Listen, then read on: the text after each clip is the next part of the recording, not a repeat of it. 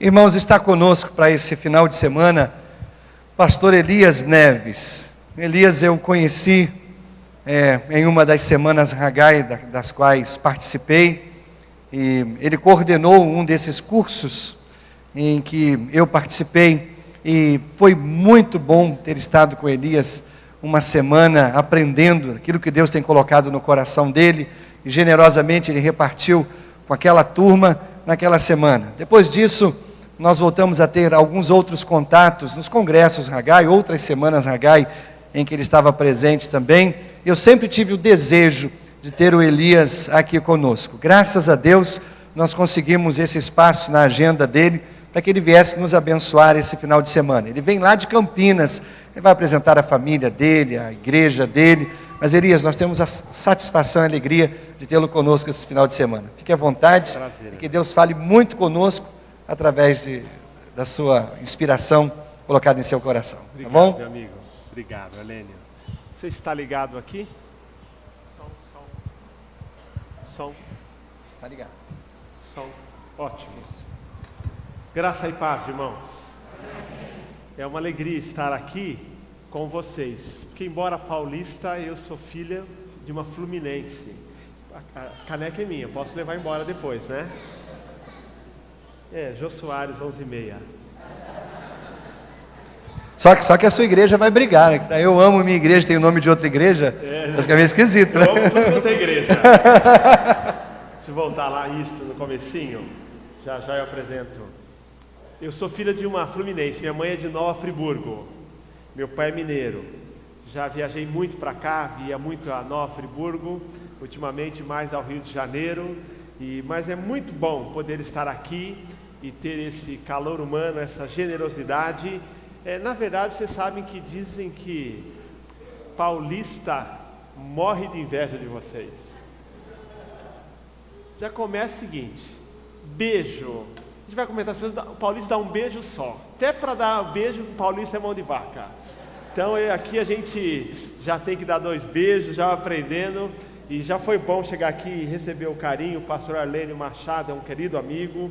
Conhecer a Valéria, já conheci a Giovana, depois quero conhecer a Mariana, conheci já hoje o Paulo César também, a Viviane, a Nicole. É tão bom poder estar aqui com vocês nesses dias. Eu perguntei a ele o seguinte: quanto tempo eu tenho para pregar? Eu pergunto, porque tem um amigo que foi pregar numa igreja e o culto demorou muito, e passaram a palavra para ele muito tarde, não é o caso aqui hoje. E ele perguntou assim: quanto tempo tem para pregar? O irmão disse: olha, você prega o tempo que quiser, 9 horas todo mundo vai embora. Então, por favor, você tenha compaixão, fique um pouquinho mais. Vou pregar um pouquinho até mais. Eu sou de Campinas, como o Arlênio disse. Essa é minha família, minha esposa Edilene. Aqui no vídeo à sua esquerda é a Nanda, minha filha mais velha, 20 anos, estuda psicologia, a mãe é psicóloga também, e a de lá à direita é a Ana Elisa, com 15 anos. O que a Ananda não teve de adolescência, essa aqui é 200%, 200% adolescente. Então as filhas são diferentes, a alegria lá em casa, e elas mandam um abraço à igreja, e é bom servir. Eu sirvo na Igreja Batista do Cambuí há 5 anos. Eu completei agora 25 anos de ministério. Quando eu comecei eu tinha só 12 anos. Então eu comecei muito novo o ministério, completei 25 anos, 18 só numa igreja em Piracicaba, pertinho de Campinas, 2 anos nos Estados Unidos, pastoreando lá também, e agora esse é meu 5º ano nessa igreja, no bairro do Cambuí, em Campinas. Uma igreja muito joia, tem sido um prazer, eu tenho amado essa igreja. A igreja agora completou 84 anos. E aqui eu soube que o pai do Paulo César é o único membro fundador vivo. Paulo, como que ele chama? Paulo de Tarso. Então, na nossa igreja nós temos alguns aí, mas não temos nenhum membro fundador. Mas é interessante, eu tenho hoje a igreja muito mudada, tenho muito jovem e adolescente, mas é natural que eu tenha também um bom grupo da terceira idade. Então lá é a diversão, a gente vai se reunir e a gente fala assim: eu tenho que tomar cuidado com as ilustrações, porque que é velho? Lá tem gente, uma faleceu agora com 90, outra com 80. Então a gente brinca, quando eu vou apresentar alguém, eu falo assim, aquela irmã com 80 anos, a outra fala assim, eu tenho 82, a outra fala assim, eu tenho 84. Aí eu falo, quem dá mais? E olha, na brincadeira chega alguém aí. Então nós temos um bom grupo lá, mas muito jovem adolescente hoje, mas temos os avós que ficaram. O tema escolhido não podia ter sido melhor. Eu amo a minha igreja. É um tema que eu tenho pregado lá no Cambuí, em Campinas, desde 2012, baseado num livro que li, que chama-se Por que eu amo, ou Por que amamos a igreja. Queridos, hoje cresce o número de pessoas que dizem que amam a Jesus, mas não querem saber de igreja. A contar pelo número de livros escritos sobre esse assunto, gente cansada de igreja, porque você não quer ir mais à igreja, e assim vai. Então, pessoas abandonando a igreja sob as mais variadas justificativas. Eu costumo dizer o seguinte, eu estou cansado de gente cansada de igreja, porque as pessoas estão encontrando muitas vezes, eu entendo que há pessoas que no seu processo foram magoadas pela igreja, mas é o número mínimo. Muitos simplesmente estão saindo porque querem sair. Aí eu começo a pensar em algumas questões. Imagine, por exemplo, o que você acha de um ecologista que ama florestas, mas não gosta de árvores? De um chefe de cozinha que ama culinária, mas não gosta de cozinhar? De um indivíduo que ama a humanidade, mas detesta pessoas? De um pastor que ama o pastorado, mas não gosta de ovelha? O que você acha?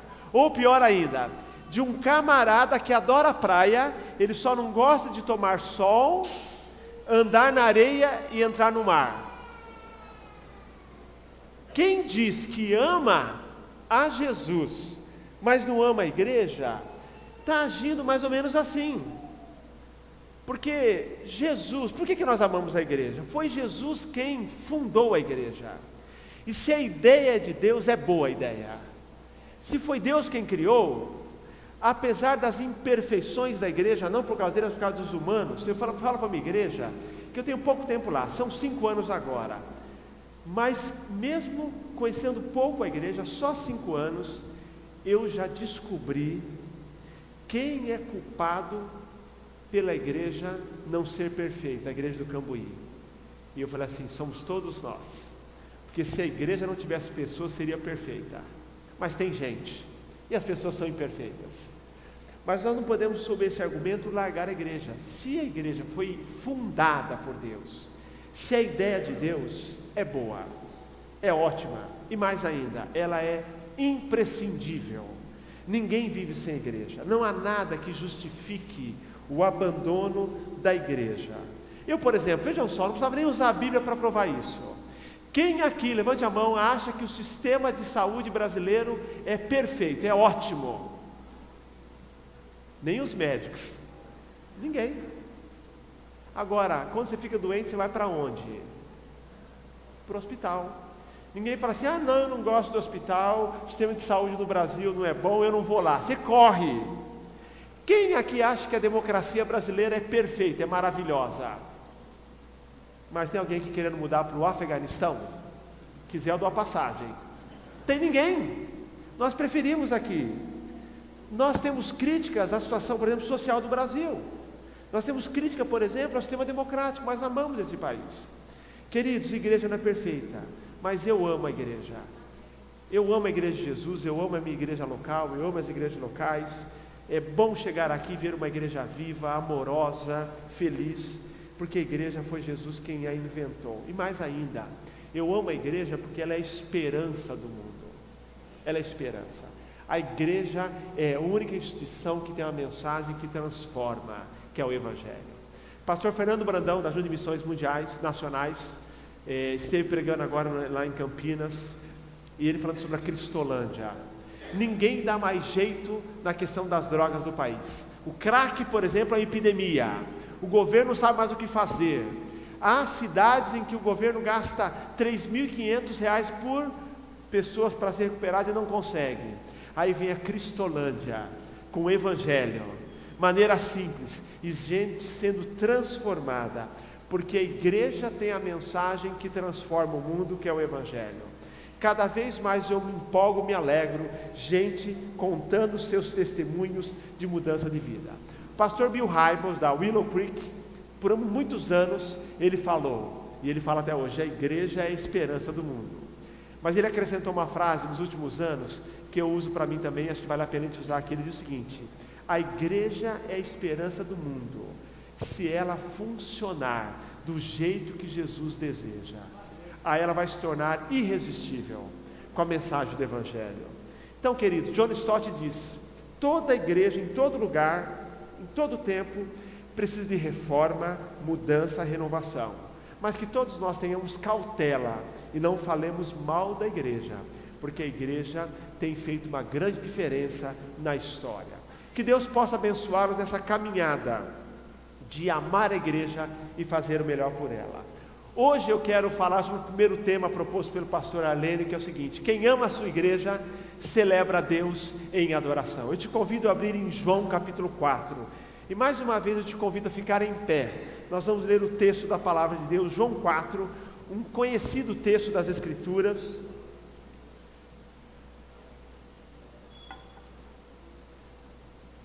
Naquele famoso diálogo de Jesus com a mulher samaritana, em que ele vai ao encontro das necessidades dela, uma mulher que buscava a Deus, tinha um vazio no seu coração, e logo eles entram no tema de adoração.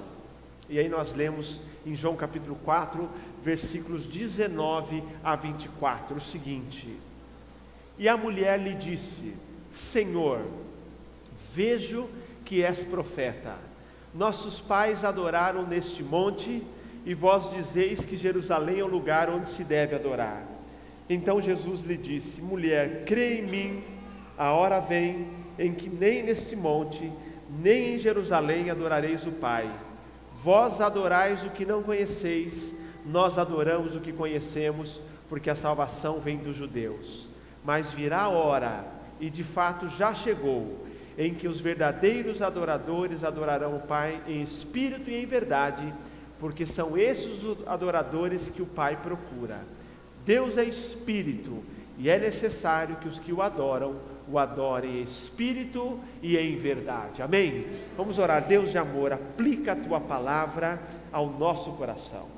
Usa esse texto para nos tornar uma igreja que o celebra ao Senhor em adoração. Em nome de Jesus, para a tua glória eu oro. Amém, Senhor. Amém. Amém. Podem sentar, queridos. A cada domingo, todo domingo de manhã, como vocês vão fazer amanhã, milhões de pessoas no mundo saem de suas casas e se dirigem a um templo evangélico, a uma igreja, e vão dizendo: vamos lá adorar ao Senhor. Domingo após domingo, as pessoas cumprem esta rotina de ir a uma igreja para adorar. Se você é bem assíduo e vem à igreja de domingo de manhã e à noite, ao final de um ano, você terá vindo à igreja cerca de 100 vezes, tirando os dias de férias que você pega, cerca de 100 vezes. É muito tempo, é bastante tempo. Mais a reunião da célula e tudo mais. E nós falamos que nós vamos adorar a Deus. Mas hoje eu quero perguntar: será que nós temos a exata noção do que é adorar ao Senhor? Eu, quando leio esse texto, queridos, e vejo a expressão que aparece aqui, Deus procura adoradores, isso aumenta tremendamente a minha responsabilidade. Charles Swindoll, ele diz que este texto é o único texto do Novo Testamento que fala de Deus como procurando alguma coisa, como que se lhe faltasse. É o único texto do Novo Testamento em que a gente vê essa expressão que Deus está procurando alguma coisa. E nesse caso, o que ele está procurando? Diz a Bíblia: adoradores. Por isso, queridos, que a meta principal da igreja não é evangelismo, não é missões, é adoração. Nós usamos como os nossos 5 propósitos, como vocês usam aqui também, um deles é adoração. Tem proclamação, comunhão, ensino, tem adoração. Mas eu quero dizer a você hoje que você pense que mais do que uma missão da igreja, adoração é a própria vida, razão de ser da igreja. É a razão que ela existe. Mesmo que não houvesse nenhuma pessoa no mundo mais para ser alcançada com o Evangelho, a igreja não perderia sua missão, porque ela foi criada para o louvor da glória de Deus. Eu gosto de pensar em adoração como a própria respiração do cristão. Nós não temos a respiração como uma missão do ser humano, ela é a própria vida do ser humano. Queridos, isso é de tremenda responsabilidade, porque o ser humano, ele é um adorador por natureza. Toda pessoa que nasce, já nasce com uma inclinação para adoração. Ou ela vai adorar a Deus, ou ela vai adorar alguma coisa ou alguém. Como explicar esse fenômeno, por exemplo, dos fã-clubes, por exemplo? Como pode imaginar que alguém, por exemplo, vai num estádio, e ali, chama os estádios do Brasil de templos. As pessoas vão ao estádio, e eu tenho que falar bem do Fluminense, né? Então aí, o pessoal vai no Maracanã, por exemplo, e ali eles endeusam. Eu sou São Paulino, minha mulher e filha são corintianas roxas, sofrem assistindo o jogo, eu durmo assistindo o jogo, entendeu? Mas elas são, mas a gente vê, meu sogro corintiano, meu cunhado, é uma paixão. E quem não tem a Jesus Cristo, pode tornar um time de futebol alvo de adoração.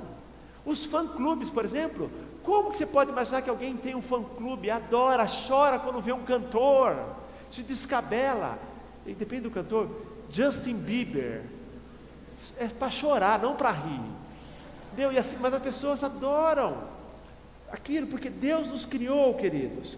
Os atenienses, diz a Bíblia, Paulo quando pregou em Atenas, eles adoravam o Deus desconhecido, eles tinham tanta necessidade de adorar. Adoração faz parte da vida da igreja. Por isso a meta fundamental da igreja é cultivar um corpo de adoradores, cujo único foco seja a celebração do amor de Deus. Na Bíblia, queridos, nós somos convidados a adorar o tempo todo. Salmo 95, vinde e cantemos ao Senhor, é isso? Vinde, adoremos, nos prostremos, ajoelhemos diante dele que nos criou. Ele é o nosso Deus e nós somos suas ovelhas, ovelhas do seu pasto. Salmo 100, que diz: celebrai com júbilo ao Senhor, todos os moradores da terra, servi ao Senhor com alegria, apresentai-vos a Ele com cânticos, sabei que o Senhor é Deus. Então, queridos, nós temos chamada para adoração. Você lê os salmos, você lê as escrituras o tempo todo. Agora, afinal de contas, o que é adoração? Me permita hoje dar para você pelo menos duas definições para você guardar. Primeiro, adorar é atribuir a Deus valor supremo, é reconhecer a glória que Deus tem. Quando nós adoramos, nós estamos reconhecendo a grandeza de Deus.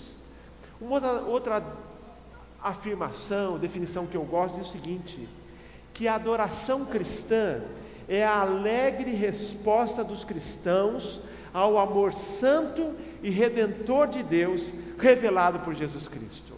Então, quando nós nos reunimos para adoração, e eu quero pensar aqui em adoração corporativa, coletiva, nós nos reunimos, queridos, para reconhecer quem Deus é. Quem Deus é. Agora, você já pensou um pouquinho o porquê da adoração? Por que Deus deseja ser adorado? Por que Deus diz que Ele procura adoradores? Foi a pergunta que eu ouvi essa semana. Eu tenho um grupo de estudo bíblico evangelístico. Toda quarta-feira eu vou a um condomínio, uma pessoa que se converteu há 1 ano e meio, e ela já falou, me converti, eu quero falar de Jesus para as minhas amigas. Então, eu estou com eles há 1 ano, e o grupo vai lá toda semana para ouvir do Evangelho, e a gente prega com clareza. Eu tenho falado sobre graça. Esse trimestre falei sobre o porquê da morte, a identidade de Jesus, o porquê da morte de Jesus, a sua ressurreição, fui falando, e eu quarta-feira vou começar o estudo, que era sobre a parábola do semeador. Uma das participantes, uma das mais assíduas, de coração aberto, como Lídia, diz a Bíblia, de coração aberto, ela estava ali, e eu estou iniciando o estudo, e ela me pergunta, pastor, por que eu preciso adorar a Deus? Por que eu preciso ir à igreja? E ela queria entender. E aí o grupo já começou a perguntar também, participar, E aí alguns que são convertidos estão lá dizendo assim: quando nós adoramos a Deus, nós reconhecemos que Jesus morreu por nós, é reconhecimento da glória de Deus.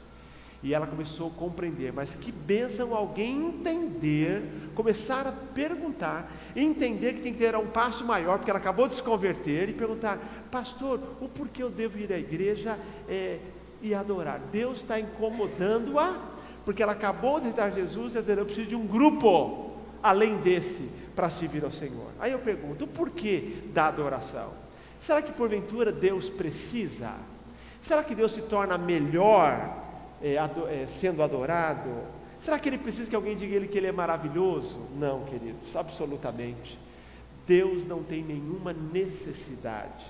Eu diria que nós precisamos adorar, nós sentimos falta, mas na verdade, em relação a Deus, Deus não precisa ser adorado, mas Ele merece ser adorado, Ele deve ser adorado, porque nós somos adoradores por natureza. Nós adoramos a Deus, não porque Ele precise, mas porque Ele é merecedor.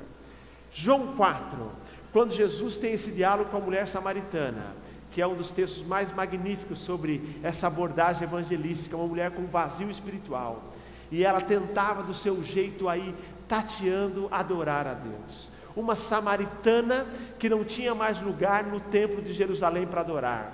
Uma samaritana que, com os outros samaritanos, teve que construir um novo templo no Monte Gerizim para lá adorar. Ela estava à margem da adoração em Jerusalém. E ela pergunta, ela fala com o Senhor, e ela começa a discutir um pouquinho sobre o que é adoração, onde adorar, por que adorar.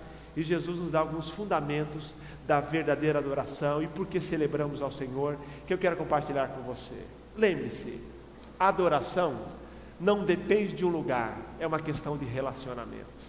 Ela pergunta: Senhor, qual o lugar certo para adorar? É Jerusalém ou é Samaria? Templo de Jerusalém ou lá o templo no Monte Gerizim?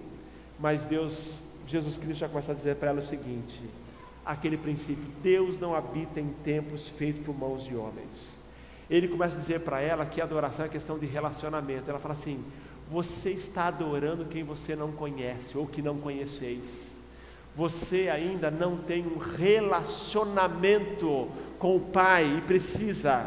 Jesus encaminha dizendo que a adoração tem a ver não com lugar, mas tem a ver, queridos, com um relacionamento precioso com Jesus. Por isso eu digo a você, querido, se você vem ao final de semana, e o culto coletivo é importantíssimo, mas se você vem aqui no final de semana, e durante a semana, você não conseguiu ser adorador onde você estava, esse final de semana não terá valor, não terá impacto. Se você entender que a adoração é só no templo, você vai perder o melhor da vida. Eu costumo dizer, queridos, que a adoração é isso: eu me relaciono todo dia com o Senhor, é um relacionamento com Ele, todo dia, em todo lugar. E quando nós vivemos assim, o que nós mais queremos é que chegue o final de semana para me encontrar com meu irmão e para que junto com ele celebrar o amor do Senhor. Eu costumo dizer, se você adora muito durante a semana, você vai estar ansioso por chegar ao final de semana. Quando a pessoa começa a faltar muito na igreja, é porque ela não está com certeza adorando como deveria, porque a adoração individual me impulsiona para estar na adoração coletiva. Eu amo a igreja. Lá no Cambuí, acho que o Arlênio aqui também faz isso. Eu gosto de pedir para alguém dirigir o culto. Eu quero pregar, porque eu quero adorar também. Se eu tiver que me preocupar com todo o detalhe, eu divido as tarefas, porque eu preciso chegar aqui, eu preciso ser adorador. Eu preciso ser adorador. Então, um dirige a oração, outro dá a abertura, para que eu possa ter o meu momento como adorador. Todos nós somos adoradores. John Piper diz o seguinte: se você pensa em adoração somente nos cultos da igreja, você está limitando muito o que você encontra na Bíblia. Toda a sua vida precisa ser de adoração, de relacionamento. Apresenteis os vossos corpos em sacrifício vivo, santo e agradável a Deus, que é o vosso culto racional. A adoração é algo que fazemos, não um lugar em que nós frequentamos. Toda a nossa vida se realiza por meio desse culto racional, todo dia, em todo lugar. O culto a Deus, no final de semana, não substitui o meu culto durante a semana, a vida que eu vivo com o Senhor, essa coerência que Deus espera de mim. Quando você, volto a dizer, tem essa vida com Deus, o que você mais quer é no final de semana estar no templo para juntos celebrarem o amor de Deus. Guarde isso. A adoração não depende do lugar, é aqui no templo, é na sua casa, é na célula, é no seu trabalho, porque você ali tem um relacionamento com o Senhor. Segundo lugar, a Bíblia nos diz que a adoração não tem a ver com formas, é uma questão de atitudes. A maioria de nós, quando fala de adoração, tem em mente as coisas externas. O que a gente pensa? Música, liturgia, cerimônias, faz parte, mas isto não é tudo da adoração. Eu gosto de pensar, queridos, que nós gastamos muito tempo já discutindo estilos de louvor. Tem igreja que até hoje discute se é inário ou cantor cristão. Gente, já foi o tempo, passou. É inário, é cantor cristão, é cântico. Não é um ou outro, são todos. É louvor contemporâneo ou tradicional? Queridos, nosso Deus ama a variedade. As igrejas são variadas. A questão não é o estilo. A questão tem muito mais a ver, como ele diz aqui no texto, vamos falar já um pouquinho sobre espírito e em verdade. É a questão, queridos, de atitude. Eu gosto muito de uma música que chama-se Essência do Louvor, que diz o seguinte, música do Matt Headman, The Heart of Worship. Ele diz: quando o som se vai, tudo se desfaz, eu me achego a ti, para dar-te, ó Deus, algo de valor que alegre a ti.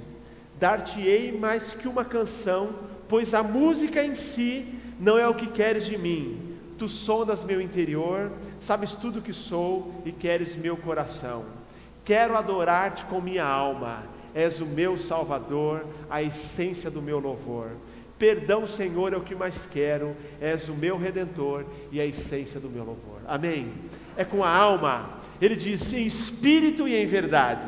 De maneira muito simples, o que é isso? Ele está dizendo, em espírito, com sinceridade, em oposição à hipocrisia. Hipocrisia da boca para fora. Em espírito é do coração, é em verdade, porque é em harmonia com a revelação de Deus nas Escrituras. Embora, queridos, a adoração não tenha a ver com formas, não significa que vale tudo. Por exemplo, eu vivi nos Estados Unidos 2 anos, e a gente aprende tudo de bom lá e tudo de ruim de lá também. As igrejas começam a perder membros. Está vivendo, hoje, queridos, fecha-se lá igrejas toda semana, porque perderam o bonde da história, da contextualização, mas no desespero de não perder membros, eles começam achando que se eles reformularem o louvor completamente, vão atrair, vão segurar. Primeiro pensamento, ok, vamos mexer no louvor. Só que aí escancaram, começam a perguntar o que o povo quer. Uma igreja no Havaí, eu soube que estava pensando em colocar na igreja a dança de hula-hula, para atrair mais pessoas para a igreja. Pode imaginar, dança de hula-hula, aquelas mulheres dançando para ver se atrai pessoas. Tem igreja que tem uma luta de boxe antes do culto. Amanhã estão vendo Fantástico, igreja do MMA, estou fora, vai que o membro, o diácono me pega lá, entendeu? Mas é isso, é um desespero, vale tudo. Que bonito ver expressões diferentes de adoração, mas dentro da decência da ordem. A arte é para o Senhor, mas as pessoas estão perdendo. Em espírito e em verdade significa o seguinte, não é questão de formas, não é que vale tudo. Primeiro, é com sinceridade, não hipocrisia. E mais ainda, é de acordo com a revelação da palavra de Deus. A Bíblia, no Antigo Testamento, o Senhor, Deus, fala que estava cansado de culto. Lembram? Isaías 29:13, ele falou, não aguento mais o som das vossas assembleias solenes. Lá em Ageu eles falam, em Malaquias ele fala, quem me dera, oxalá alguém fechasse a porta do templo, não aguento mais os cultos insinceros de vocês.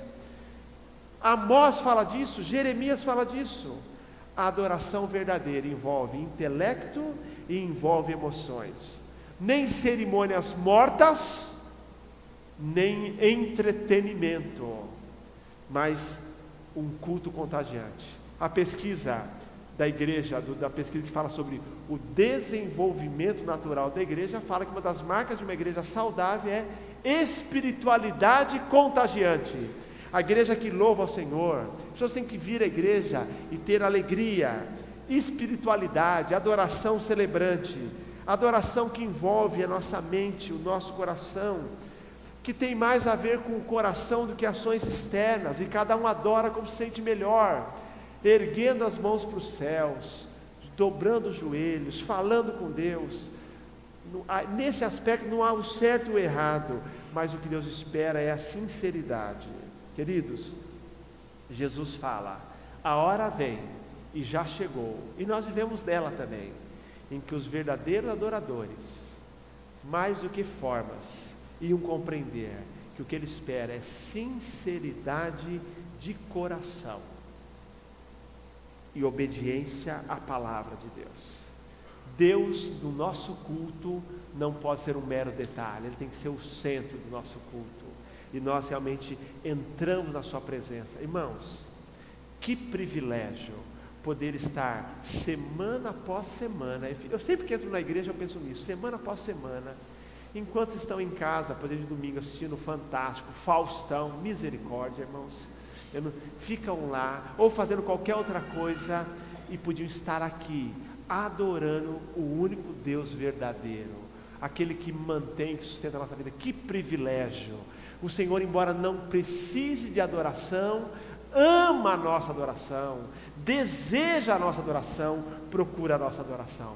Venha sempre para o culto, dizendo, no culto eu também vou adorar ao Senhor em espírito e em verdade, sabendo que o Senhor quer mais do que uma canção, Ele quer a canção e quer a vida no seu altar. É em espírito e em verdade nós te adoramos.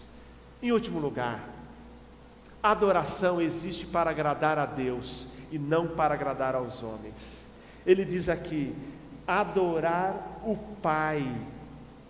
Jesus também nos diz o seguinte, para que o adoremos, os que o adoram, o adorem em espírito e em verdade. Queridos, lembre-se disso. O culto deve vir ao encontro das necessidades das pessoas. Quando eu prego, quando eu preparo o culto com o meu ministro de música, eu sempre penso o seguinte, como eu posso abençoar aquele povo para a vida durante a semana? O culto não pode ser algo desconectado com a vida, mas lembre-se o seguinte, mesmo sendo verdade que ele vai ao encontro das nossas necessidades, o culto não é antropocêntrico, o culto é cristocêntrico, é teocêntrico. É quando eu procuro agradar o coração de Deus, quando me concentro na sua glória, que as minhas necessidades são supridas. Quando o foco do culto é o ser humano, ele pode sair satisfeito, entretido, mas vazio. Mas quando eu venho ao culto e eu lembro, eu estou aqui para agradar a Deus, tem que perguntar, Senhor, o que nós podemos lhe oferecer hoje? Quando eu penso em mudança, Senhor, como eu posso te louvar melhor? A transformação acontece. Queridos, essa é a ideia de você oferecer para o Senhor o melhor. Lembre-se, no culto não existe essa ideia de, eu fui assistir ao culto. No culto, a única plateia é a Trindade. Todos nós, pastores, ministros, liderança, igreja, estamos oferecendo algo para o Senhor. Para o Senhor. Ninguém pode vir com a ideia de eu fui assistir um culto, eu vim como adorador. Eu vou à igreja, mesmo como pastor, eu vou como adorador.